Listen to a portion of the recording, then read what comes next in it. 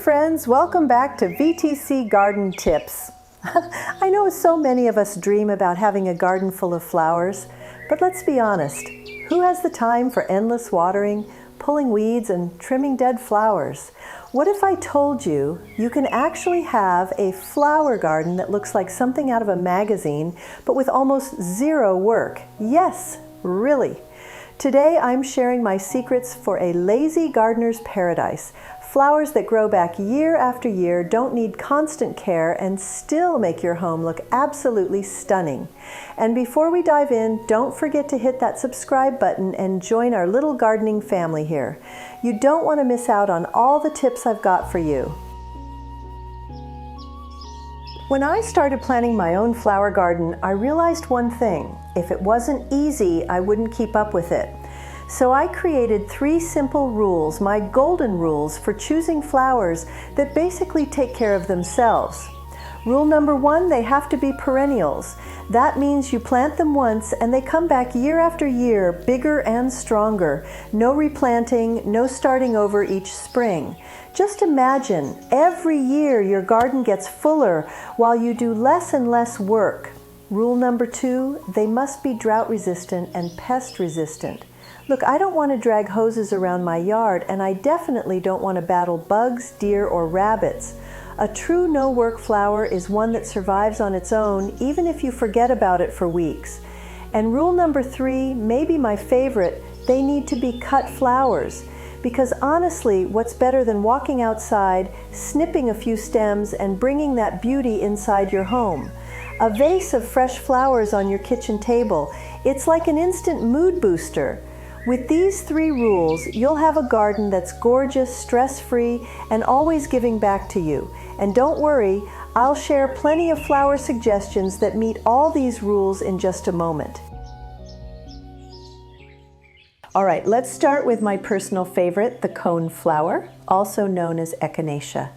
If you've never grown it before, you're in for a treat.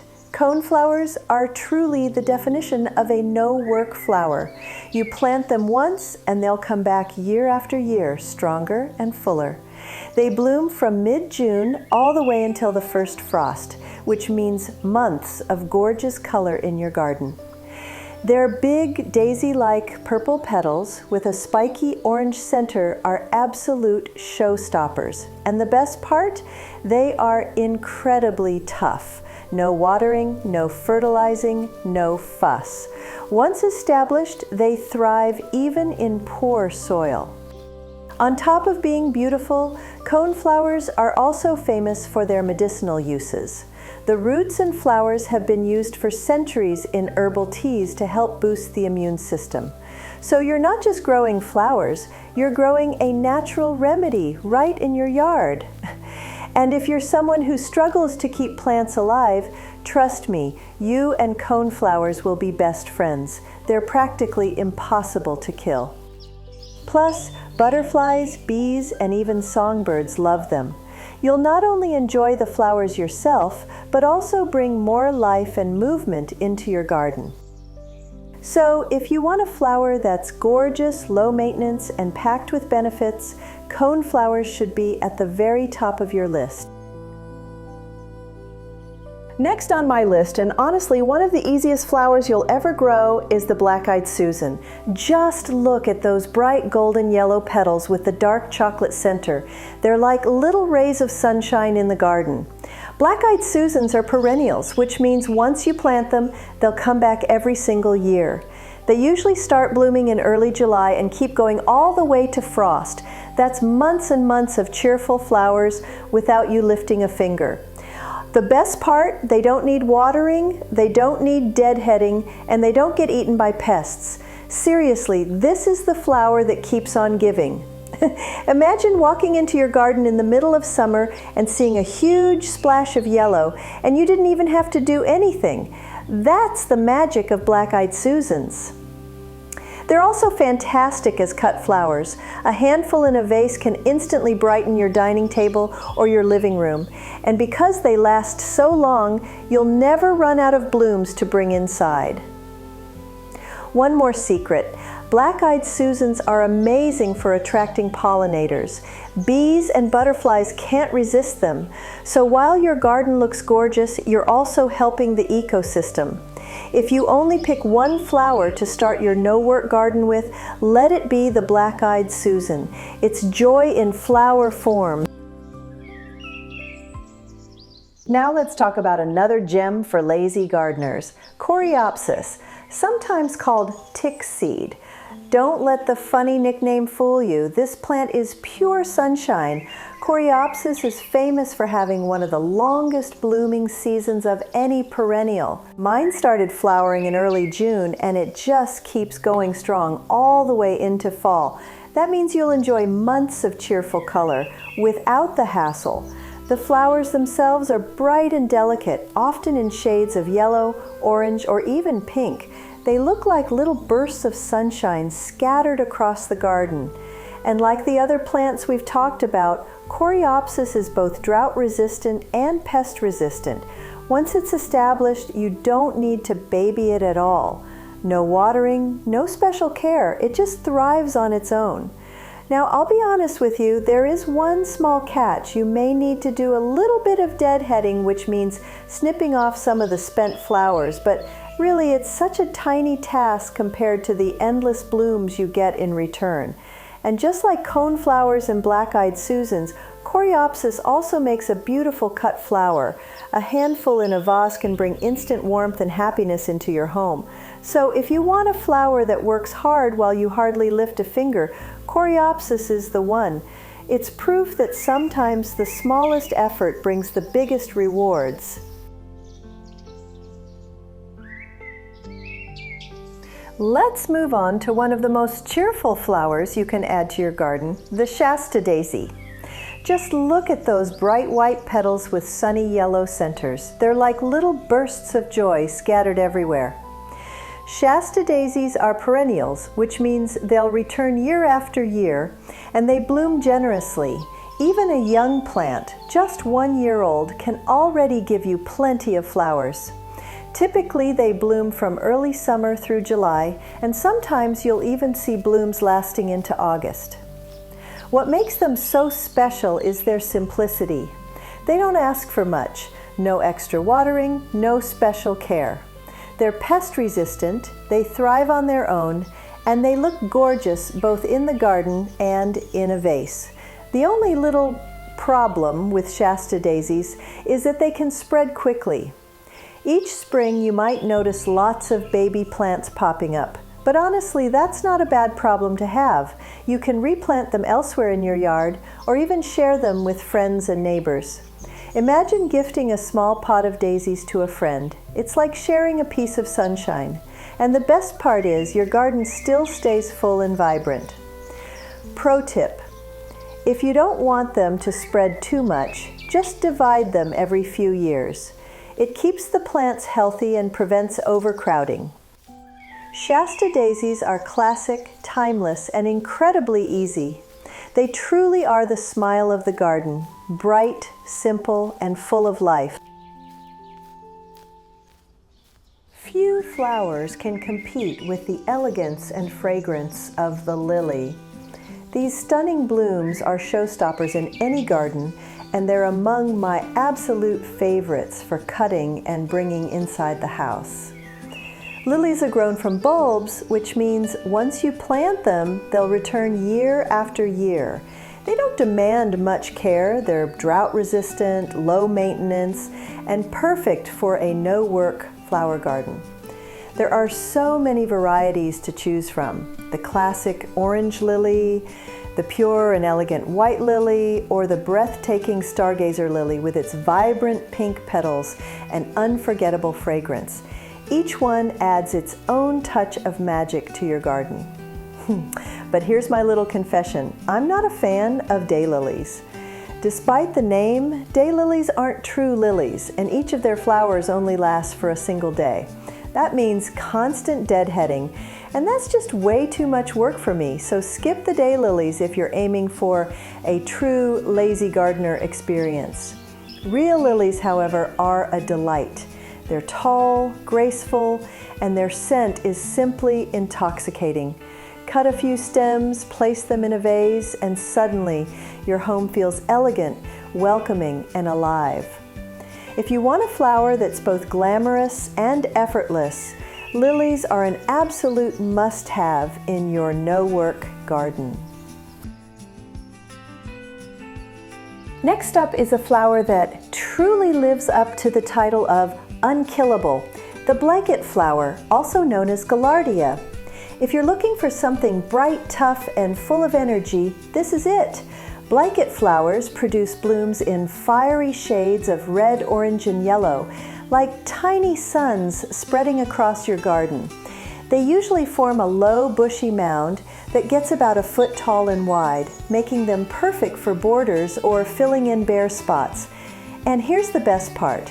I challenge you to kill a blanket flower. It's almost impossible. These perennials are drought resistant, thrive in poor soil, and don't care if it's clay, sand, or anything in between. They'll still grow and bloom like champions. Once established, they'll flower all summer long, right until frost. Imagine months of vibrant color without watering or fuss. That's the dream of every lazy gardener, right? Another bonus is that they're fantastic for pollinators. Butterflies and bees adore them, which means your garden will be buzzing with life. And yes, you can cut them and bring that burst of color into your home. A small vase of gaillardia can brighten up any room instantly. If you want a flower that's tough, colorful, and completely stress-free, the blanket flower deserves a spot in your no-work garden.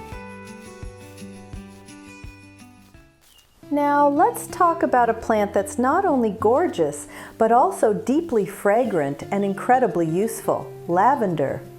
Honestly, this is one of those plants that almost feels magical in the garden. Lavender is a perennial that comes back year after year, and once it's established, it practically takes care of itself. It's drought resistant, thrives in dry climates, and prefers to be left alone. In fact, the biggest mistake people make with lavender is watering it too much. Treat it more like a cactus. Plant it, ignore it, and it will reward you with endless blooms. The flowers are a dream, slender purple spikes filled with fragrance. You can cut them and bring them inside, use them in sachets to freshen up your closet, or even make calming teas and homemade skincare. Lavender isn't just a flower, it's a lifestyle plant. And the fragrance? Oh, the fragrance. A garden filled with lavender feels peaceful, like a slice of the Mediterranean in your backyard. There are many types you can try: English lavender, known for its strong fragrance, or Spanish lavender, with its unique rabbit ear petals. Both are hardy and beautiful. Plus, pollinators love it. Bees, butterflies, and even hummingbirds will visit your lavender, making your garden a lively little ecosystem. So if you want a flower that looks stunning, smells amazing, and does all the work on its own, lavender is a must-have. Sometimes the easiest way to make your garden look lush and full is not with flowers, but with ornamental grasses. These plants are tough, elegant, and practically indestructible. Ornamental grasses are perennials, so they come back every single year without fail. Once established, they are completely drought resistant, meaning you don't have to water them ever. They just keep growing and swaying beautifully in the breeze. What I love most about them is the texture they add to a garden. While flowers bring bursts of color, grasses create that soft flowing movement that makes a garden feel alive. Imagine a summer afternoon, the wind blowing gently, and your ornamental grasses dancing like waves. It's pure magic. They also come in so many varieties. Some stay short and compact, perfect for borders or containers. Others grow tall and dramatic, making a striking backdrop for colorful blooms. You can even find grasses with reddish, golden, or silvery tones that glow beautifully in the sunlight. And honestly, You can neglect them completely and they'll still look amazing. They don't get bothered by pests, they don't care about soil quality, and they rarely need trimming. In fact, leaving them through the winter gives your garden a soft, feathery look, and in spring you just cut them back once. That's it. If you want a plant that's unkillable and adds elegance to your garden with zero work, ornamental grasses are a must. They're like the quiet heroes of the lazy garden. Now, let's talk about a flower with one of the cutest names ever, the pincushion flower, also known as scabiosa. Just hearing the name makes you curious, right? This flower gets its name because the round, dome-shaped blooms look a bit like a tiny cushion full of sewing pins. They come in shades of purple, pink, and blue, and they're delicate yet surprisingly hardy. What I love most about pincushion flowers is how much they attract butterflies. Honestly, out of all the flowers I've planted, these little guys are some of the best at pulling butterflies into the garden. It's like having a living butterfly show right outside your door. But here's the catch. Pincushion flowers can be a little picky. They don't like full shade, but they also don't do well in full scorching sun. The sweet spot is partial sun, somewhere with morning light and a bit of afternoon shade. I'll admit I've had mixed luck with them myself. Sometimes they thrive, sometimes they sulk. But when they're happy, oh my goodness, they are worth every bit of effort. They're also wonderful as cut flowers, adding a light, whimsical touch to your bouquets. And since they bloom from summer into fall, you'll have plenty of chances to enjoy them indoors and out. If you're willing to give them the right spot, pincushion flowers can turn your garden into a butterfly paradise. Now, if you want a plant that adds a dreamy, romantic feel to your garden without adding any work, you absolutely need Russian sage.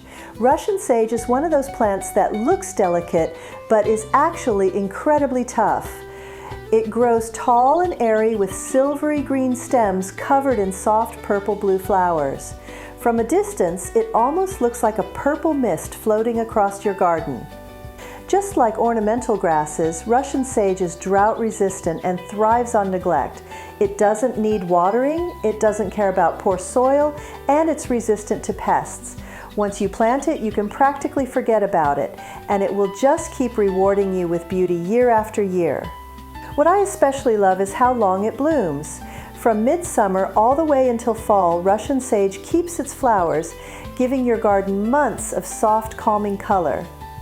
And here's a little secret. The scent of the leaves is lightly herbal, almost sage-like, which makes it pleasant even when it's not in bloom. It's also a pollinator magnet. Bees, butterflies, even hummingbirds will happily flock to it. So while you're enjoying its beauty, you're also creating a healthy little ecosystem. Tall, graceful, and effortless, Russian sage is one of the best lazy gardener flowers you can plant. If you've ever seen a charming cottage garden, chances are you've seen phlox. This plant is a true classic, colorful, carefree, and absolutely stunning when it's in full bloom. Phlox comes in a wide variety of colors: pink, purple, red, white, even bicolors. And when they bloom, they cover the plant in clouds of flowers. From July until the first frost, your garden will be bursting with their beauty. What makes them perfect for a no-work garden is how little effort they need. They're perennials, they don't need watering, and they're resistant to most pests. Once planted, they spread naturally, filling your garden with color year after year. While phlox are the best cut flowers compared to lilies or daisies, they more than make up for it in sheer abundance and charm. Their fragrance is also light and sweet, especially in the evening, making your garden feel extra magical. And here's something I love. Phlox can thrive in both sun and partial shade. That makes them incredibly versatile. You can plant them in bright sunny spots or tuck them into a shady corner and they'll still do beautifully. They're kind of like the friend who looks good no matter where they go. If you want effortless color that comes back bigger and brighter each year, Phlox is a must-have for your no-work flower garden. All right, let's step away from flowers for a moment and talk about a plant that's all about the foliage, the incredible hosta. If you've got shady spots in your garden, hostas are going to be your new best friend. Hostas are perennials that thrive in the shade, and they're famous for their beautiful leaves. You can find them in endless varieties, some with big, lush green leaves, others with elegant stripes of white, cream, or even blue-green tones. Their variety alone can make your garden look sophisticated without you lifting a finger. While they do send up flower stalks in the summer, hostas are really grown for their leaves, and honestly, that's enough. The texture, the color, and the fullness they bring to a shady garden bed is unmatched. The best part, hostas are almost impossible to kill. They'll survive in poor soil, they don't need watering, and they'll just keep getting bigger every year. And here's a little secret. Hostas are one of the easiest plants to divide and share.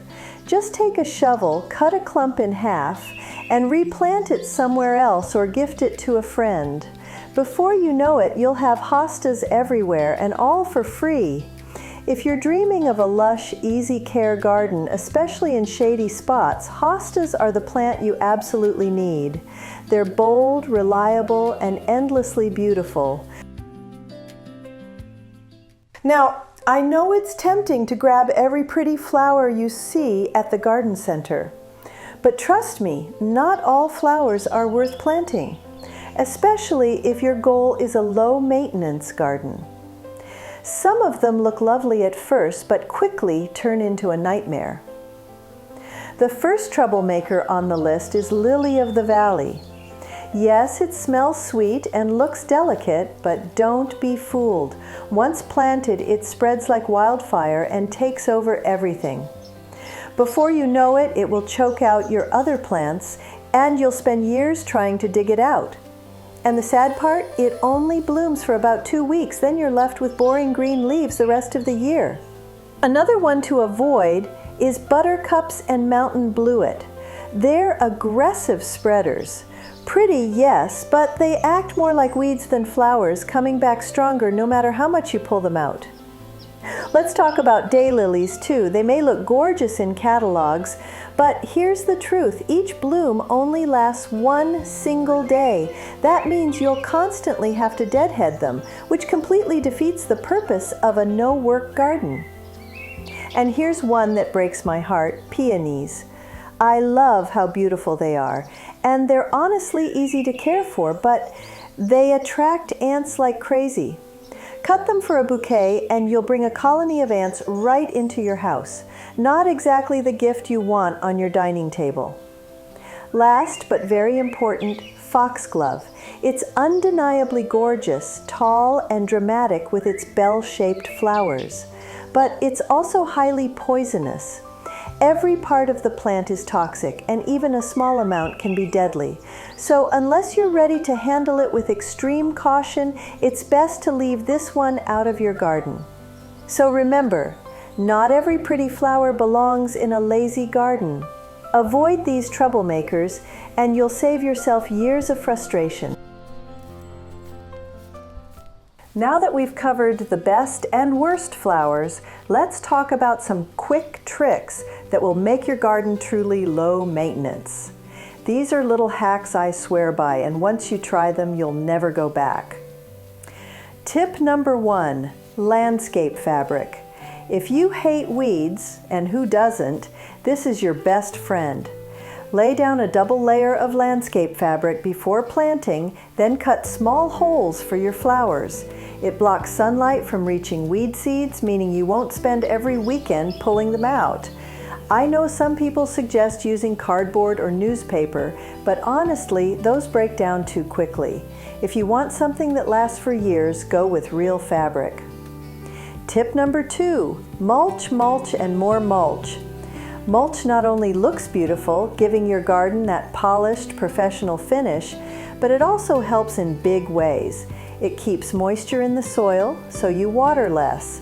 It regulates soil temperature, protecting plants from extreme heat or cold, and of course, it smothers weeds. The best part? Mulch is super affordable. A few bags from the garden center cost just a few dollars, or if you've got a big yard, you can order a truckload from a landscaping company. Spread it out and suddenly your garden looks gorgeous and stays low maintenance. These two simple steps, fabric and mulch, are game changers. With them, you can focus on enjoying your flowers instead of fighting weeds and dragging hoses around. A no-work garden isn't just about the plants you choose, it's also about setting up your garden smartly from the start. Flowers are wonderful, but let's be honest, nothing feels more satisfying than walking outside, snipping a few herbs, or picking a handful of fresh tomatoes for dinner. And the best part?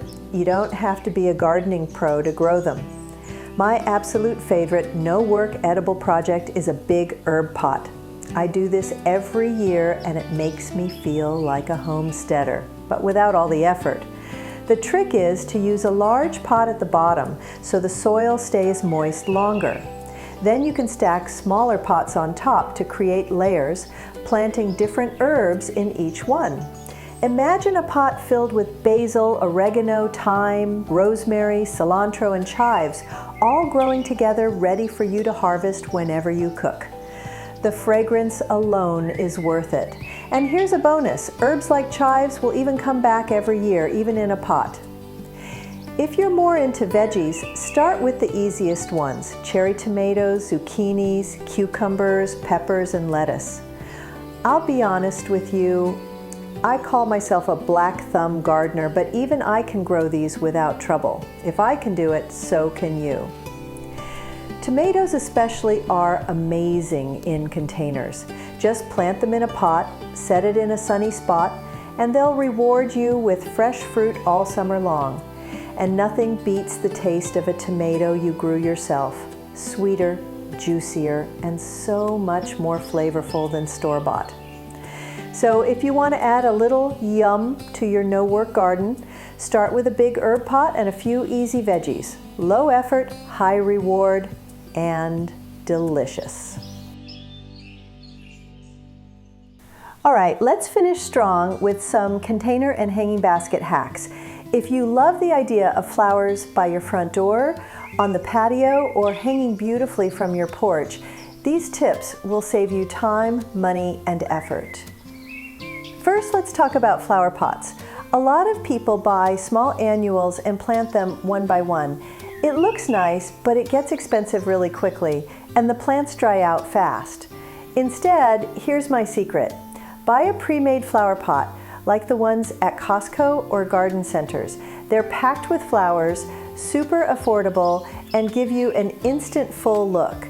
Then just transplant the whole arrangement into a bigger pot with fresh soil. Why bigger? Because the more soil you have, the less often you'll need to water. For example, my large pots only need water once every 2 weeks. Seriously, that's it. Second, let's talk about hanging baskets.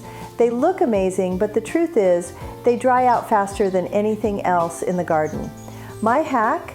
A self-watering system. It sounds fancy, but you can actually set it up yourself for under $50 with supplies from Amazon. All you do is connect tiny hoses and nozzles into each basket. Link them to your garden hose, and when you turn on the water, every basket gets watered at once. No more carrying heavy watering cans every day.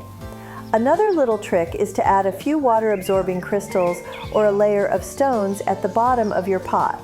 It improves drainage and keeps the soil moist longer. With these hacks, your containers and baskets will thrive without constant work. More beauty, less effort, that's the lazy gardener's way.